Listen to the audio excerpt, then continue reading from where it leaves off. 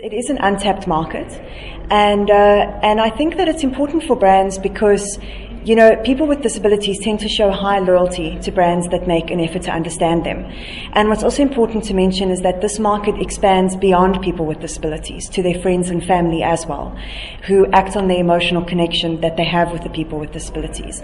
So there's an opportunity here to tap into a very loyal customer base. Some of the numbers that you gave, how prevalent is disability in South Africa, in Africa? Yeah, so the numbers that I gave, as I said, there was about 4.1 million people living with some form of disability in South Africa. But at the moment, you know, there's such little research about people with disabilities, and even those numbers, you know, we're not 100% sure if it's a true representation. So I think there definitely is a need to delve deeper and do more involved research just to understand exactly the numbers and definitely important. Yeah.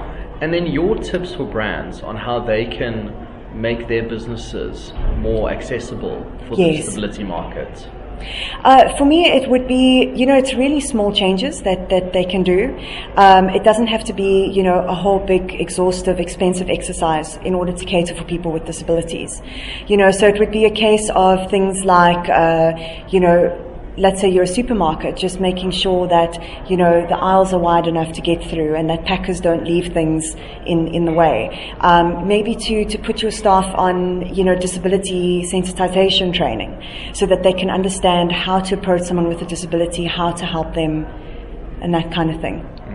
I liked your 3 points. So it's accessible, it's inclusive, and it's personalized.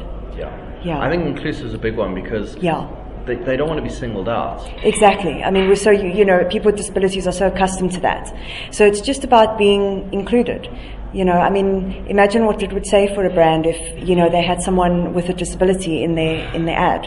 And it doesn't mean the person is front and center, but maybe just in the background shopping like anyone else would. You know, the same way that we've diversified in terms of race and age, it would be great if we could then also incorporate disability. So your key takeaway message for attendees and for those who are going to be watching this video about the disability market, what would it be? I think it would be that we need to put more of a focus on it, and also that we need to change perceptions. You know, I think disability is always seen as a medical diagnosis or a charity case, and I think we need to start to change perceptions and realize that, you know, these are individuals that have spending power, and we need to, you know, pay more attention to them and be more inclusive.